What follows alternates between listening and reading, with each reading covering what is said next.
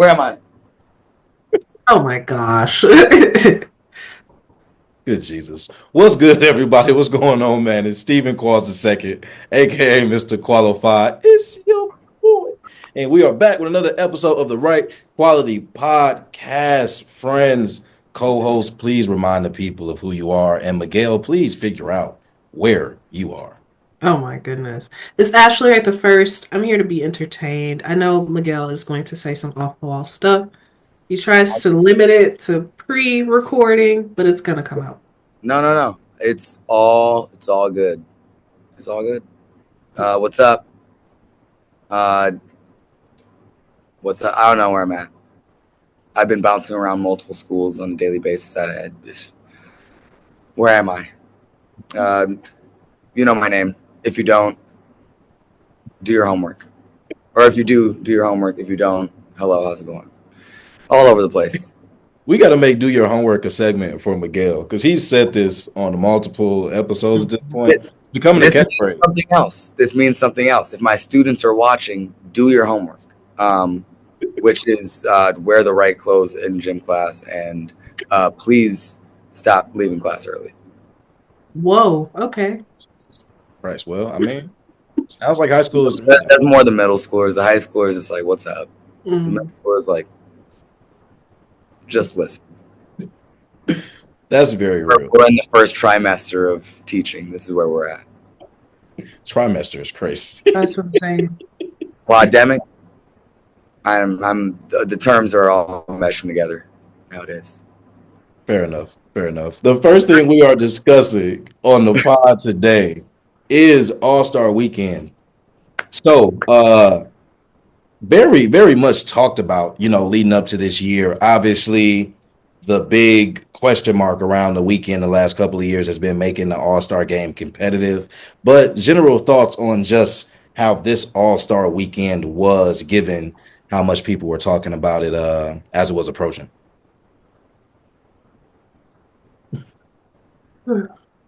Is that what it was for you? It was bored. It was lame. It sucked. I hate it. Wow. I first hot take. I disagree. Wait, okay, so grade the weekend in general, Gail. I think the weekend in general was an 80%. Out of 100? Okay, yeah, of course. Sorry, it's my second wave. 80%. I thought it was a typical All-Star weekend with minor tweaks that need to be had. But overall, Celebrity All-Star Game had its moments. I'm talking like, tip to tail. Rising Stars was a success. What? Hello, yes. Are you talking? I have a question. Go on. Do we really need the Celebrity Game anymore? I'm wait until we get our turn. All right. Yes, it is a very big thing. I'll represent. If you don't think it's that great, we need to run it. Burn him, Gail. We need to run that back. We need to just get to I'm telling you, Milwaukee All-Star Game. My team versus T-Jazz's team. Milwaukee All-Star Game. It's not happening. They give it to us. That's insane. What do we build a stadium on a for? national scale? Milwaukee. Absolutely. When we get gentrified, which I'll have my property here, and we'll have yours too, Qualls, when you decide to wise up and live by Great Lakes, then I take you. Like I'm gonna do the thing where it's like, I took probably like Terrell Owens with the first pick, and then I'll take you.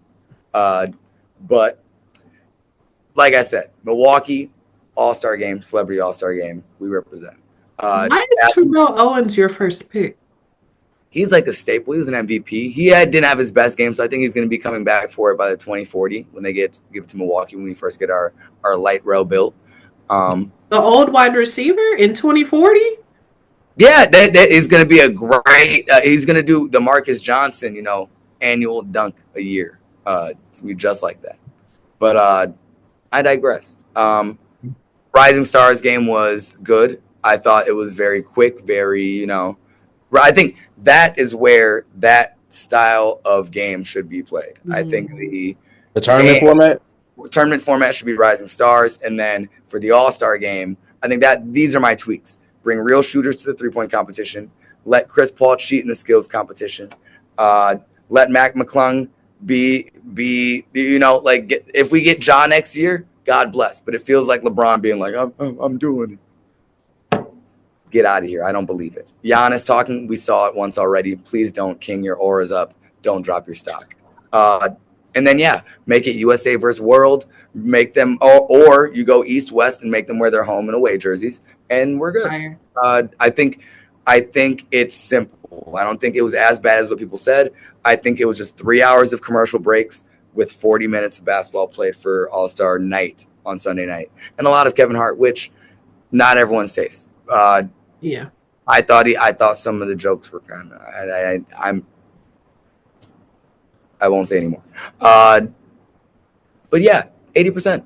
People were over exaggerating about how much they hated it. Just like, have fun or shut up. We don't care. I'm trying to watch some ball, but I think that was their gripe. It's just that it was a lot of performance and not enough performance. So just give us the full game format. We need to beat that points record. We can't let that man have it for this long and let it sit in the echoes of time. So full game format. Let these guys play. We only got 3 minutes of Cade Cunningham in his debut. It's like, it's unfair to those young guys where it's like this is their first experience, and it's like more basketball. Let's talk.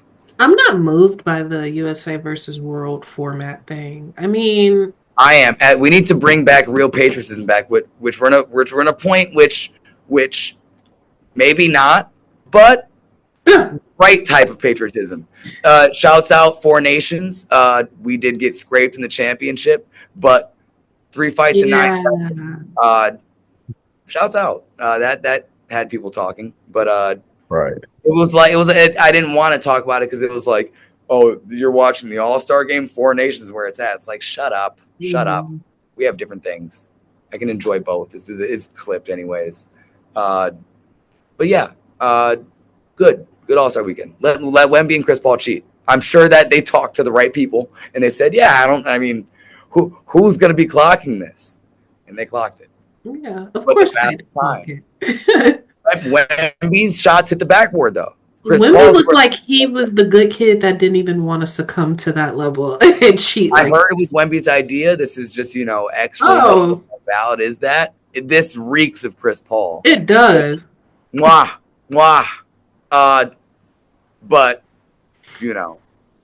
I would enjoy USA versus World if the patriotism of hockey players translated to basketball players. Like if you're fighting tooth and nail and like you do in the Olympics, okay, cool. I just don't see that happening. We have to raise some stakes. Like winner. How much more can we incentivize them? Yeah, I don't know. Winner, loser. Like if Team USA loses, we lose Hawaii to Serbia. Something we have to put geographical stakes at hand. Did you say the Turkey? Serbia. Serbia. But or loser. Loser has to wear. We gotta wear a Canadian tuxedo. We have to do a photo shoot. There has to be something. There has to be something on the line. We can't just have it be play basketball because the guys Ant didn't play, LeBron didn't play, Giannis didn't play. So it's that sucks. So the stars need to play, and let them play for longer. That's really my honest gripes. So here's my thoughts. Also some tweaks. I'm kind of with Ashley on USA versus World. While I do think that would make it a bit more competitive, I think the issue more so is where it's at in the season, right?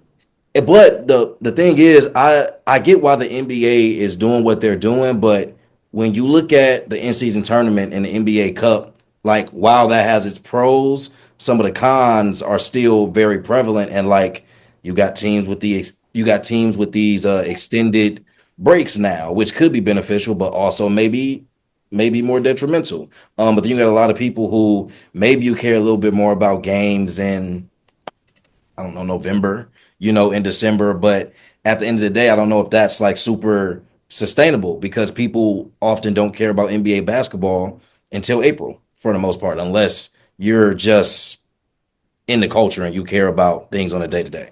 I feel like the same is happening with the All-Star weekend. It's just much more of a staple. But to the point of what could maybe make it better, what I was saying, Gail, was I don't think you can incentivize the NBA players anymore because what can you offer? Like, what is at stake truly for them to feel like we're going to treat this weekend and this particular game better or different than like just showing up for the sake of showing up? Like, what's going to make them actually compete? It could be the USA going against the world in this idea of patriotism, but I think it's more so in which players take the game seriously, right? So I think this was Austin Rivers that made this point, but he kind of made the point that, like, you know, all your OGs, Bron, KD, Steph, like all of the people who have been all stars for multiple years on end, they've played in competitive all-star games already. So we can't be expecting Bron to go out there with some type of vendetta and get the juices flowing for a competitive game. It's gonna have to be Ant and Shea going at each other. It's gonna have to be like this year could have been a Cade coming in saying, I'm here to make my splash. Is Tatum going at Ant, or I don't know, you know what I'm saying? But it's the younger players that have to, like, we should be seeing them in games, not the OGs anymore. Like, honestly, you still got the bronze and the stuff, so they will, but like they can't be the catalyst to the energy that the fans are looking for in the game. It got to be the young players. But if they're super lax about it, I don't know if we're ever going to see that trend come back around. I am a fan of East versus West. I am a fan of home and away jerseys, though, just aesthetically. But I think as far as competitiveness, it's going to come down to the new generation of players. Is this a product of clip culture? Are we de-incentivized from playing good defense because the reward isn't as high as if you were to get Brandon Knighted? You know, is this why we see, you know, guys not want to put their pride on the line to like possibly get embarrassed? Mm-hmm. Clip culture, and somebody else brought this up too. Shout out Lawrence if he watching. It was either Lawrence or Zach, one of them two. But ring culture as well. The idea that for a lot of players' careers now, they're defined by rings. So God forbid you being competitive in this all-star game, something happens and now you can't compete or get a ring, or you compete in this all-star game and you might have that to show for it, but you don't have a ring to show for it. By the time you hit February, yes, the all-star break, but you're preserving yourself for the second half of the season. You're more worried about preparing for April than you are playing in this greatest pickup game, you know, of all time type of deal. So clip culture and ring culture, I think, play a major role in the investment of a game like that in today's NBA. I think egos too. Like they're trying to protect their egos. And that bothers me the most is it's like y'all are all professional players. You lose to another professional player. Yeah, it's going to stir up some chatter, but it's like that's the point of getting to the level that you're playing on, to compete. Like you weren't worried about being embarrassed in college. Why are you worried about it now? I feel like it would be worse in college if you're a 5-star and you're being embarrassed by this 2-star. But when you're in the NBA, it's a level playing field. Why do we care about who's embarrassed, who got crossed over, who got dunked on, whatever? Like, of course we're gonna talk about it, but you as the player, I feel like shouldn't put so much emphasis on it. Well, I also think the new NBA culture is different because, to your point, new NBA culture doesn't look at the NBA as a level playing field. New NBA culture has their tiers. And while there are obviously tiers of players and stature in the NBA, skill wise, I mean, once you get out of those who are like upper echelon IQ or just like freak athleticism, skill wise is probably where the playing field is really most even. Because other than that, you're just separating people by accomplishments. But Yeah. skill, yeah. So like I mean when I say level playing field, I mean like you're all professionals at this point. You know what I mean? So it's like I understand there are different tiers. It's the same thing with the teams. When there's an upset in the playoffs, You know what I mean? Like it's just the inevitable. So why is it so difficult on an individual level to throw that out the window? Just go and compete. Like, Could it be because of the brand of the individual player and that being more important in today's NBA? Because your brand now is not just like, all the off court things that you No, have going on, but your brand is what happens, what you look like, what you do on the court. And getting embarrassed or whatever way they look at it could potentially be them not seeing that as good for their personal brand. Very shallow, but I mean, could be a thing. I don't, because it's like stuff like the dunk contest, right? At one point, we saw Ja as like a high flyer, and I know he's one of the guys that are like, oh, I kind of want to do it. What stopped you from doing it before? Like, even if you lose the dunk contest, still competing in it was part of your brand. Yeah. And Like, I'm not sure why people don't compete in the dunk contest, to be completely honest. Why more stars, more specifically, don't or haven't competed. I don't know, but then that's the thing. Like, what else do you do for Saturday night then? Even because I agree, Gail. Get the real, like, get the actual 3-point shooters. Like, I would literally take the top 8 field, like, 3-point mhm. percentage shooters and put them in a 3-point contest. I don't yeah. care about your fan favorites. Where's Isaiah Joe? Where's Isaiah Joe? Where's Literally, AJ Green? Like, where are literally. your legit snipers? Isaiah Joe definitely should have been a 3-point contest. Good call, Gail. Trey Murphy. Yeah. Like there are real shooters like that. I'm like, how are they not in it? Well, it could also be. Trade back. Like like what are we doing? Well, it could also be that because All-Star Weekend is so focused on the stars, I Mhm. think the NBA could do a better job of making it maybe not so much inclusive, right? But like if you want the All-Star game to be the stars or the best players from that season, cool. Everything else, you need to be introducing more players from the league into this. Like if you don't got stars participating in the dunk contest, okay, cool, but it's too many young athletic guys in the league not to be pulling some more people. Like that should continue to happen. I think I, the Rising Stars is a good idea, but honestly, I think they could be showcased a little bit more. If you Mhm. ask me. one tweak to the 3-point competition, even though it is sacrilege to like change the format. What if we made it like the home run derby and they had a passer? That's fire. 5 shots, boom, boom. Like I feel like we'd see higher scores. That's fire. It would be more natural to the game of like, but I get that there's something about getting it off the rack that breaks the pureness of what the records will look like. But they already did it by throwing in the starry ball and like if they're gonna keep Mhm. it how it was, they should have kept it. But now throw that man behind the net, Yep. have him pass some balls, and then bow. I think we might see some real shooting displays where it's like, oh yeah, they're going around and they're hitting everything. You know, Mhm. I mean, that's what they're doing in warm-ups and things like that. And they got the staff for it. Okay. Y'all paying too many people. Mhm. Have some people down there rebounding and passing to them folks. yeah. But yeah, all in all, I wouldn't give it the grade that you did, Miguel. I wouldn't grade it that high. I probably would grade it a C, only because I don't think that all of the commentary and commercial breaks were necessary. And I just think overall the weekend probably needs a little bit of a revamp.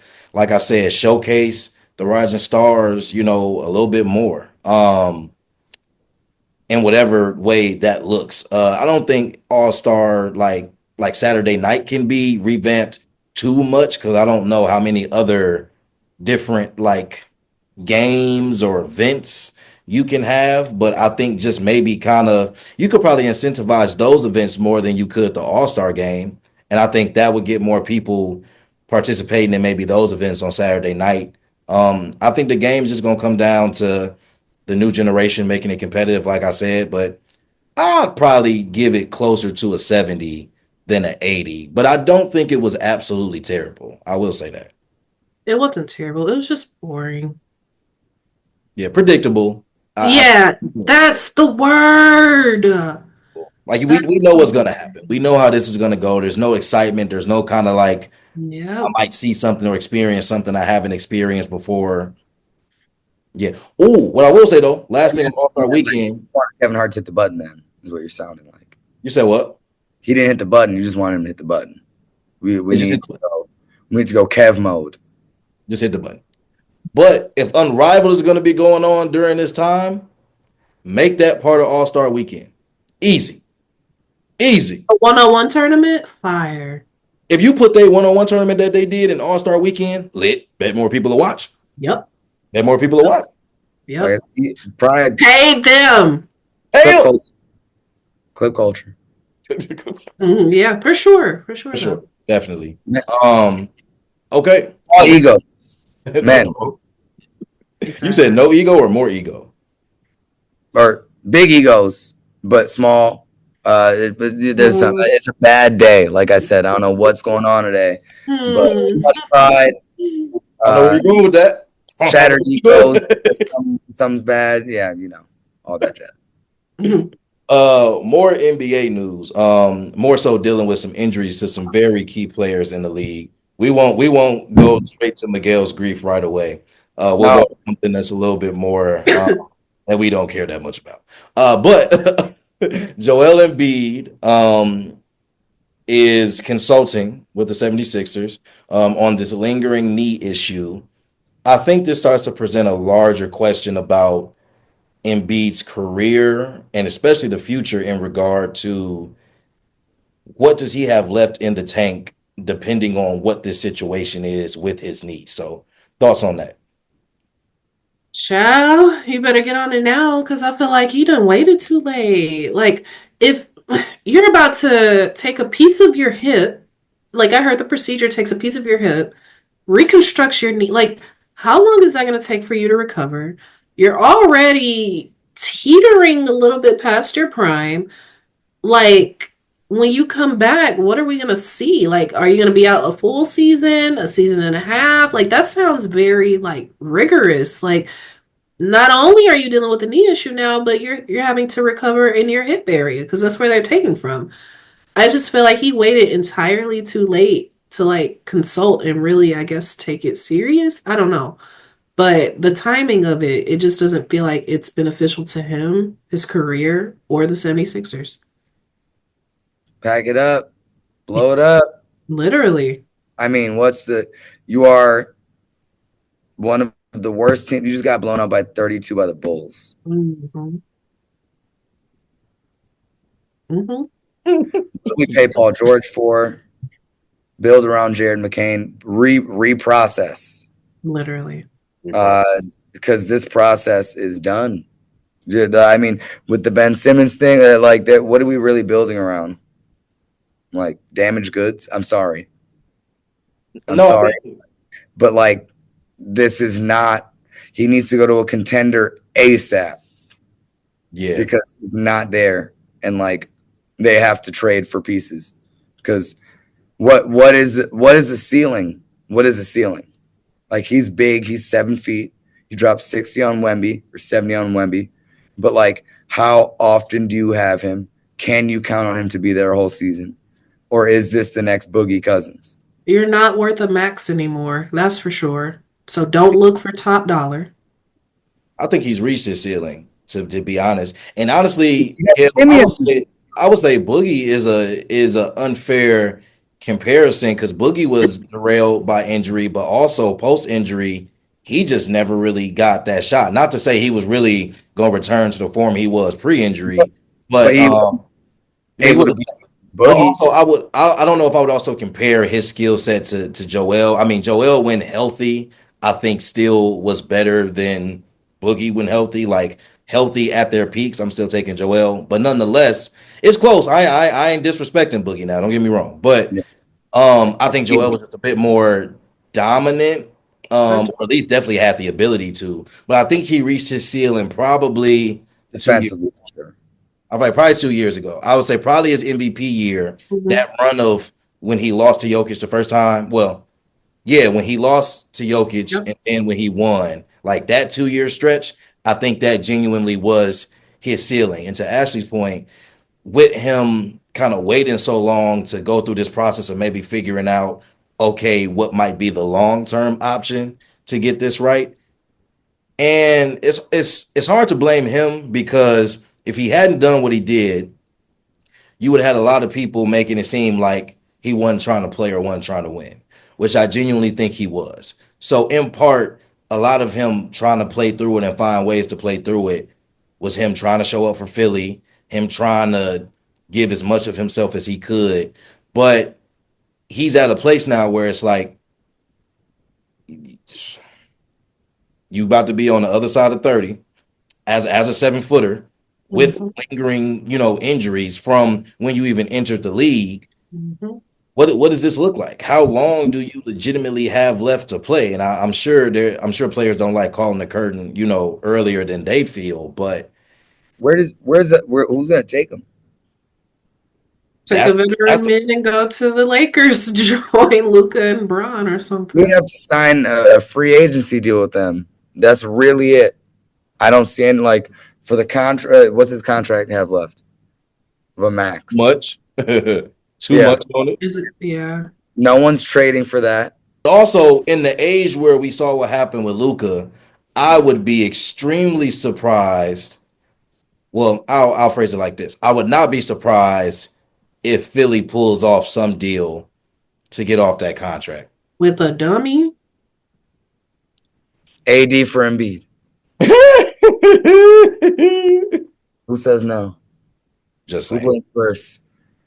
I don't know. Oh, Dylan Brooks is playing.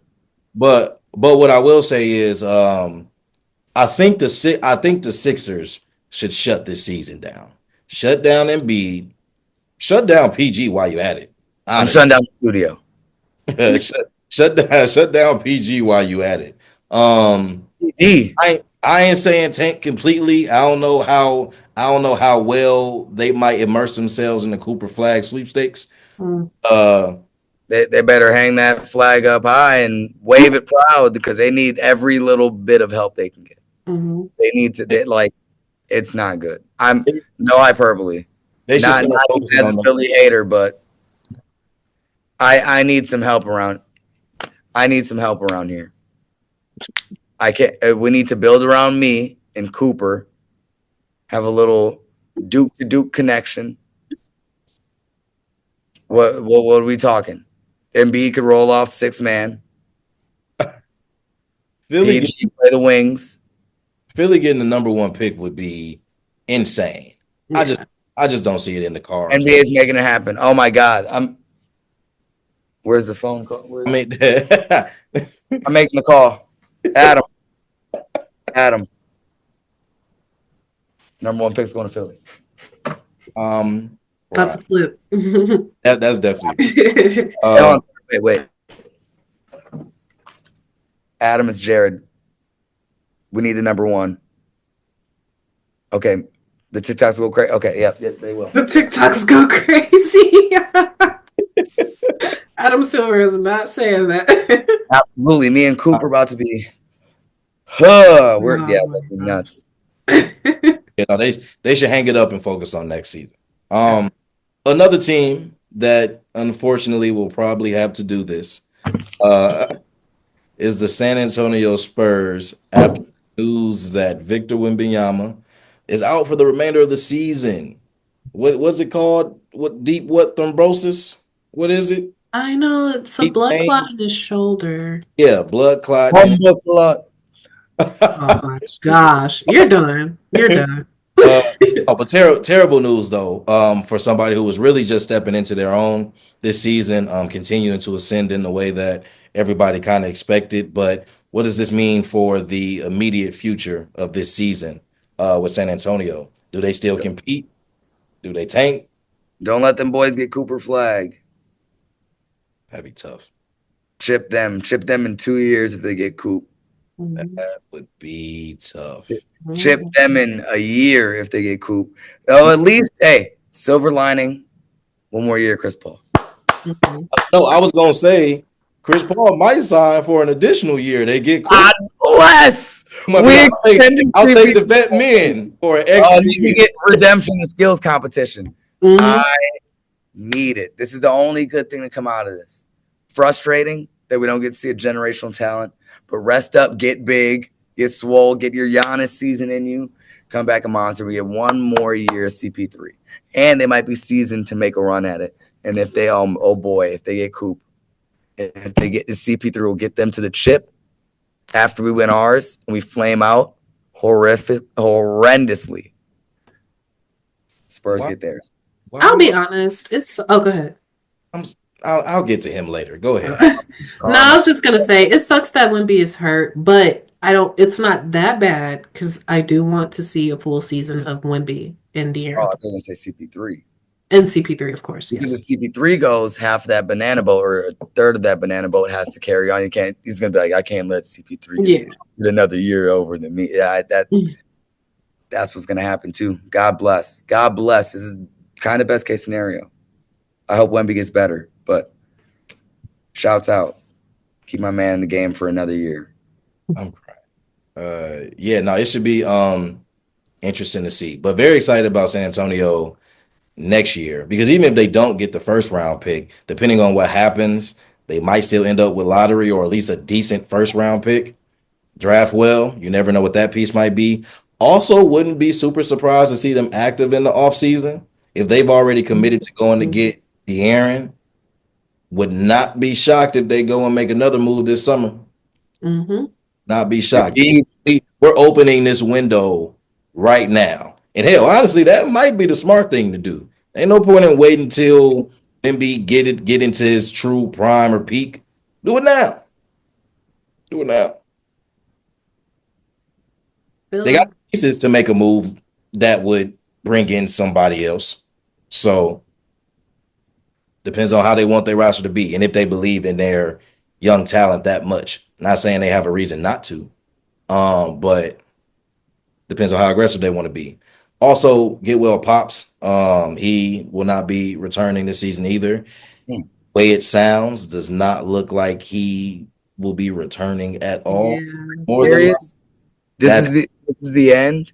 That's the way it sounds, man. They said his NBA future is uncertain.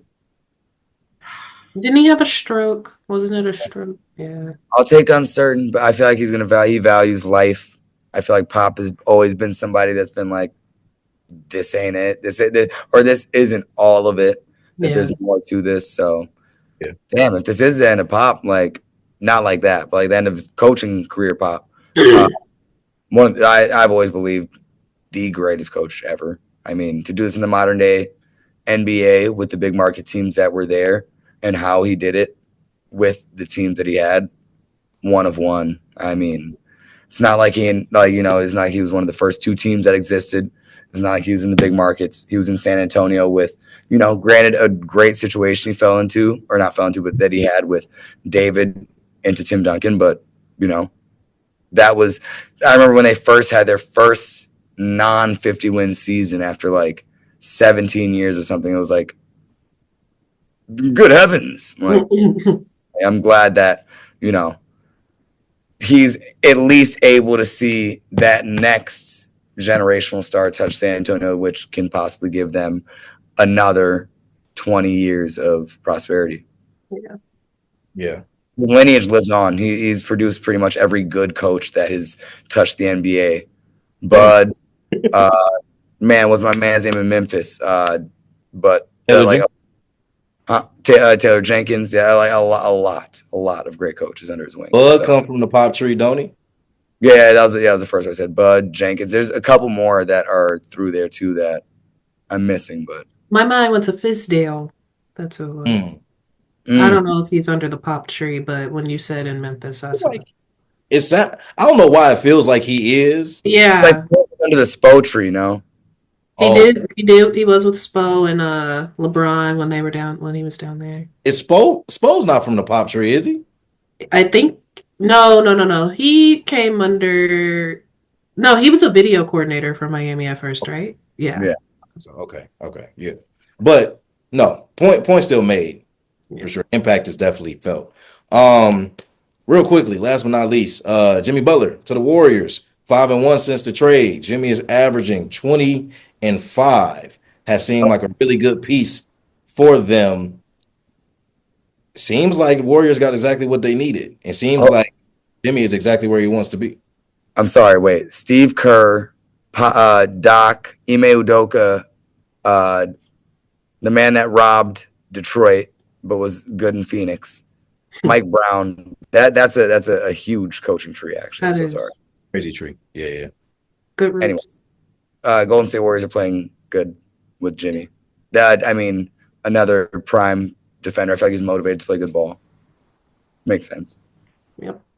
I think they'll finish top 6 in the West. Yeah. Butler the third. I think they'll get out of the play-in for sure. I don't know how dangerous they'll be come playoff time. Steph is always dangerous. But I think if Jimmy stabilizes them the way that he has, there aren't a lot of teams that's, especially younger teams, it's matchups they're going to want to see. Mm-hmm. Matchups. It's like, what do they look like when they see an OKC? Because it's a lot of depth and youth, but, with youth comes inexperience. So who knows? Yeah. They can make some shake. Last but not least, Bucks, 4-game win streak. I want to say we are either 4-1 or 5-1 since the trade for Kuzma. These last few games have been with Kuzma, Giannis, and Dame. The fit looks good. Still some things I would like to see cleaned up a little bit on Kuzma's part, but I think he's beginning to make those adjustments. Gail, how are you feeling more particular? I know that you are the one that struggles with this. Bad pill, man. Bad pill. That's crazy. Like I said, it's the first sign. It's the first sign of dark times. Doctors, people within the organization giving Bobby, the mayor of Milwaukee, a bad perk. That was crazy. Tell me I'm wrong. This is the beginning of the end. We get our chip this year, but the signs are there.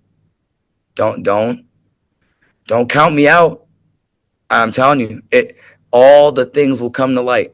Who in the league is giving Toradol instead of Tylenol or to whatever they did? Come on now. You're the doctors. You're the experts. You're over here. What if they gave him a fent pill? Now, God forbid that happens ever.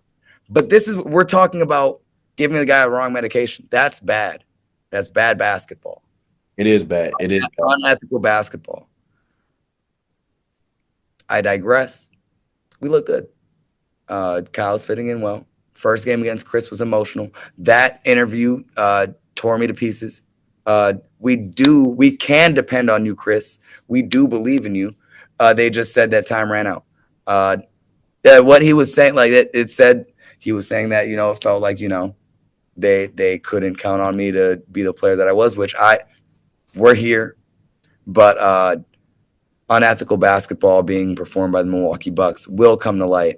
The only thing that'll save us is Giannis's buttery smooth mid range this year. And the man who we shall not name, who's been playing out of his mind. Yeah, definitely can't say that. I will not say your name, but you've been playing phenomenal since we've traded you to for that man that's on the Clippers now. I'll drop hints, but thank you for doing you. I heard that things were dropped on their side, but the NBA is still on her part. The NBA is still doing their investigation. Still a very awful thing. But he's playing like a piece that we need, that we miss. Mm-hmm. Don't condone anything off court whatsoever. Oh, God forbid. But 4 feet of hardwood. A very necessary piece. A very necessary piece. As for Ryan Rollins, I mean, playing great basketball in his minutes. Like he's taken every minute that he can get. I